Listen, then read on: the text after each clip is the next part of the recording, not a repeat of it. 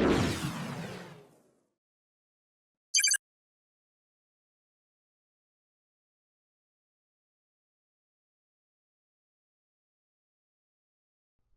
everybody, Jose Rodriguez here. We're going to do something a little bit different than what we normally do, and I hope this turns out okay. I am recording over here, our screen. You can see my hand. Hello everybody. And I'm recording audio off of my lab, and I'm also recording this on OBS. And then we're going to go ahead and do a demonstration, as I promised many times already, and I never got a chance to do it. How to prepare an image for a monochrome print, and also then we'll walk over as the print is being sent and produced over to the Pro-100, and we will see it produced. Now I'm going to walk you through in Lightroom. What I normally do is it's not going to be too long-winded, I hope, and so you will see just about the way I go about to produce an image in monochrome. Now let me switch over. Again, I'm not going to do any cuts or any kind of editing here. We're going to look at our primary screen, and as you can see right now, I am on Qimage Ultimate. I have printed this nice standard image right here, and I'm going to show you that at the end of this, but we're going to go ahead and get into Lightroom at this moment. So let me go ahead and load up Lightroom, and there you go. This is my friend. I knew her as a little girl of about maybe 5 years old, if that old. She's the daughter of one of our scientists at work, and I promised her when she was little that I was going to shoot all her pictures when she got married. And of course she looked at me and she went, ew. Yeah, so anyway, I did keep that promise. So this is just one simple shot. We went downtown to the Washington Monument over there by the Lincoln Memorial, and I told them to act silly, and I went ahead and took this series of pictures. As you can see, there's somebody there, and there's somebody here, and there's somebody here. I did not remove these people here, but I did remove these two, and I think it turned out quite well. So what we're going to do now, we're going to export this over to Qimage. Now, I still have to straighten the horizon a little bit. We can do this now if we wish. We can go ahead and hit R, and we can go ahead and click and align that horizon line, meaning right here, right from this edge right here across. So now that's pretty well straight. So is the monument. We don't want a monument to be tilting. And I removed that shadow. If you recall that shadow, that was very distracting right here. This is actually me.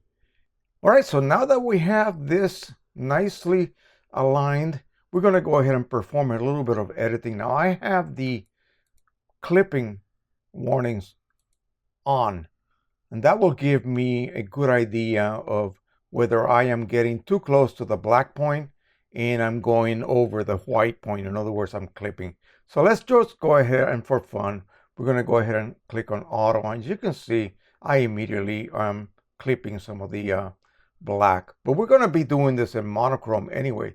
So what I'll do is I'll quickly fix that by moving the black slider over slightly. I think I like this contrast quite a bit. We're going to do most of the tonal changes in black and white mode. So we're going to go ahead and click here, and that will give us a black and white mode.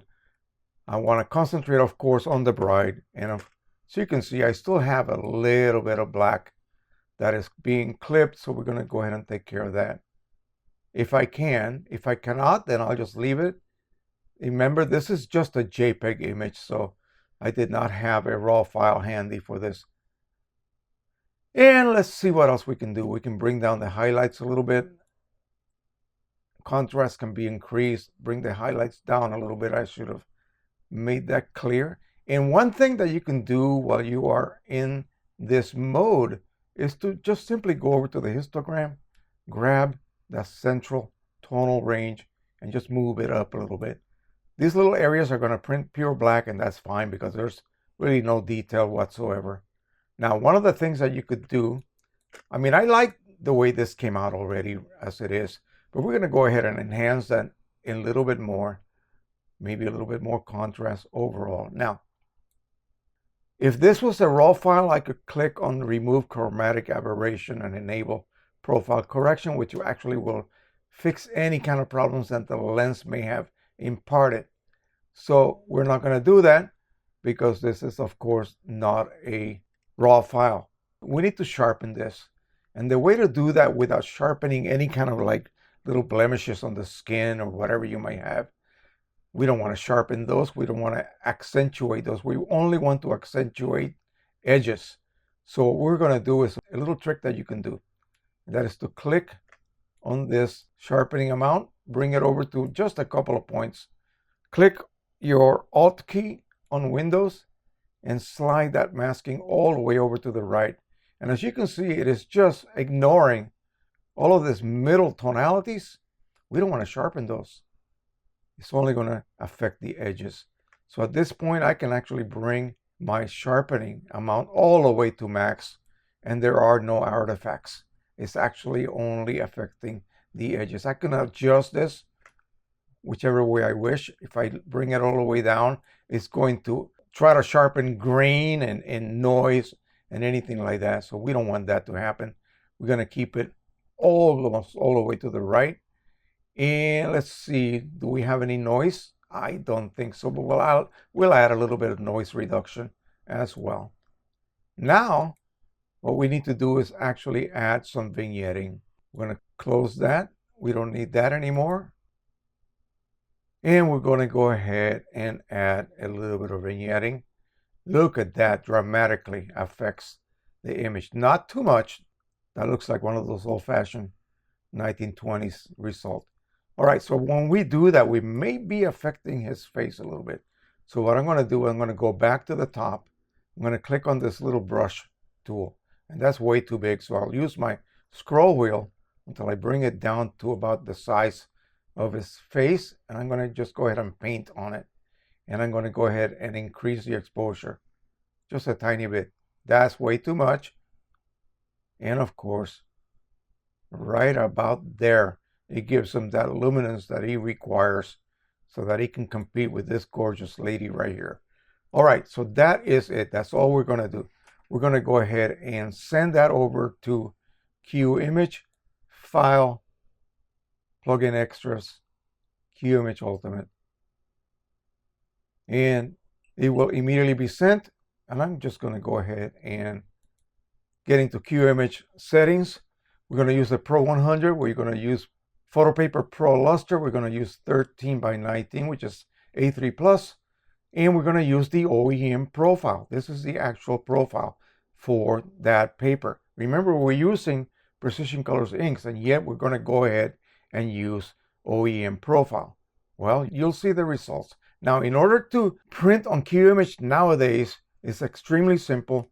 You just click on that, and say, for instance, I had some other profile chosen, one for the Pro-10, and we'll go ahead and load that. So let's go ahead and click on that little tool icon, then click on the magnifying glass. It knows that we have Pro Luster chosen. It will immediately load Pro Luster at the top. We want the 1/2. That's the higher quality profile. Another thing that you could do is set it for auto perceptual or relative colorimetric. There's no need to do that because we are printing in monochrome. So we'll go ahead and keep it. I always keep it on relative colorimetric, and automatically, see, a lot of people have been asking about the XPS driver or the piggyback driver, which, by the way, is not a driver. It just augments the regular basic driver and sort of fakes 16-bit printing. Well, it's also responsible for many artifacts that people are reporting. So I don't use it whatsoever. I am using only Qimage Ultimate at this point, and it does produce the same effect. Remember, Windows cannot print 16-bit, regardless of what anyone tells you. So what it will do, it will dither so that it actually generates a facsimile look, if you will, of what 16-bit image printing would look like. Basically, it's going to create a tonal value between two adjacent tonal values. And normally you cannot do that. All right, we'll hit OK. And now we're ready to load our image. So we'll go ahead and load our image. Boom. And I want to go ahead and give it more of a wider border. So we're going to get rid of that. I'm going to go to custom, and I'm going to set a minimal short side border of 11.5, and that will give me a nice border. And I can go ahead and trim the top and bottom. See, I am not ever going to be stuck with a particular size. I'm one of those that will custom everything.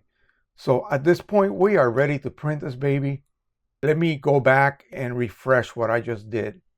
We're going to let Qimage use the original OEM profile. And by the way, if I had told Qimage to let the printer control color, it would have set that color matching setting automatically for you.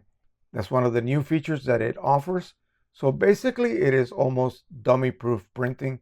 It will actually set your driver so that you never ever double profile again. I will demonstrate that on some other video because I don't want to make this too long-winded. So we're going to go ahead and quickly hit print. I will take the camera over. Hopefully I will not screw up, and I will take my voice recorder along with me as well. So let's go ahead and hit print and OK. And I got the voice recorder here. We're going to walk the camera over. As you can see, I'm still here. I don't want to make you believe that I'm trying to fool you. There it goes. It's going to start printing. We'll set this right here. We'll be able to see the print emerging. Let me lower the camera. And there is my Pro-100. And as you can hear, probably, it just began to print. So we will see what this looks like. Again, we're printing with the original OEM profile, yet we're using Precisioncolors inks. And the goal here is to get a nice tonal range and get a fairly neutral print. You can also choose to print with black and white mode in a Canon printer, and that gives you the luxury then to adjust your tonality here and there so that you either add a tone to it. Maybe you want a brownish tone. It'll be a nice global linear tone.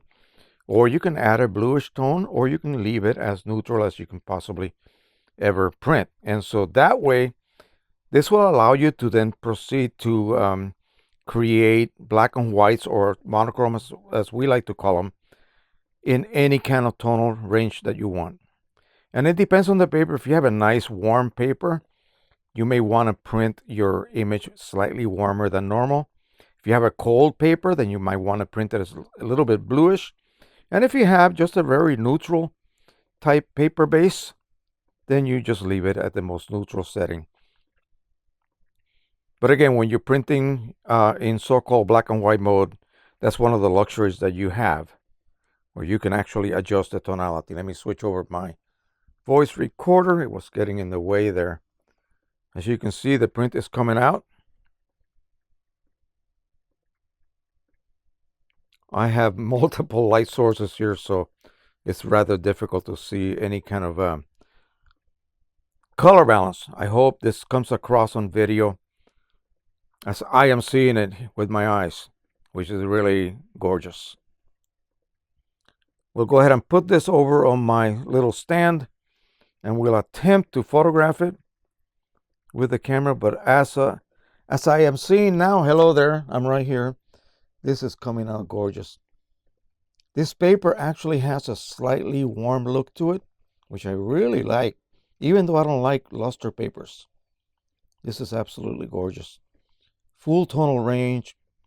There's no blocking of the highlights of the guy's shirt or my girl here, Christine. Yeah, this is really good. Once it comes out, I'm gonna walk the camera over. I'm gonna adjust it again, no cuts. What you see is what you get.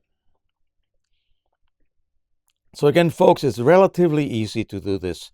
There is no real rocket science to this printing of monochromes. Again, your monitor has to be calibrated correctly. In fact, it really, even if it's not, once you convert to black and white in any of these applications, you're basically set, even though it may not look perfectly neutral on your monitor. That is great.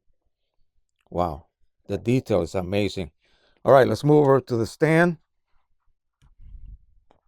Hope I don't knock anything over. Here we go.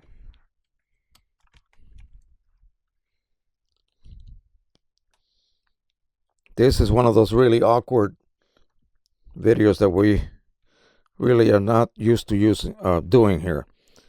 So there we go. All right, so let me move my wire out of the way. As I look at this, and I'm lighting it with my regular lights that I shoot with when I'm doing the talking head type videos, there is, I mean, I can almost see tonalities here in the hair. The hair is jet black right in these areas. Remember the areas that went basically clipped? Those are black. Every fold, every little detail on that dress is present. You know, she had flawless skin anyway. And wow, I'm just really impressed. And again, this is third-party inks, folks. We are printing here at about 1/8 of the cost of OEM. I'm glad that I lightened his face a little bit. Definitely did help out. And the corners are just slightly darkened. That vignetting, just the right amount of vignetting. And that's what it takes. That's what it takes to get something to look this good. All right, so let me show you the standard image, and this is available on my Facebook group as well. This is what I used to basically originally test the printer's output, because I hadn't printed on the Pro-100, and guess what it did? It threw a B200 error on me that I was able to fix by turning off the printer, pulling the plug, and plugging it back on and turning it back on. I had to replace one of the cartridges by refilling it and, of course, resetting it, and that was it. Lucky me, I didn't have to crack open one of my other 2 spare Pro-100s that I have laying around here on the floor back there somewhere. There they are. But anyway, that is it. Let me sit down here and I'll try to line myself up here a little bit. Close that, get out of the way. I hope I'm not clipping my head off. Let me see. Here we go. That might be too much, but anyway. So I hope you enjoyed this. This was unedited. This is straight through the process.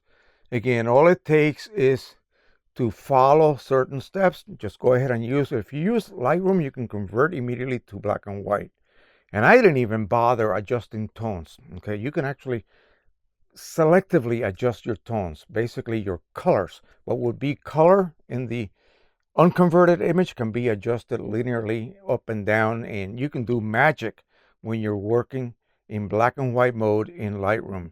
Something that is red and green and happens to have the same density, you can actually change that so that you have a difference in density when you turn it into a grayscale or monochrome image. So again, this is a lot of the things that you could do is just it has no ending. You can do so many things. And that's why I just love working in Lightroom, and able to produce things on prints like this is just one of the rewards that you get. Again, wow. She's a mother of 2 right now, so I haven't seen her since the wedding, and unfortunately they don't live here any longer. But anyway, I hope you enjoyed this. Again, you saw how simple that was. If you need any more tutorials on the actual process, the steps, the settings, just let me know. But you see how simple it was. I really didn't do anything special, okay, to arrive at this. All right, thank you so much. Don't forget to subscribe, share, and like. And until the next time, obviously, happy printing, everybody. Bye-bye.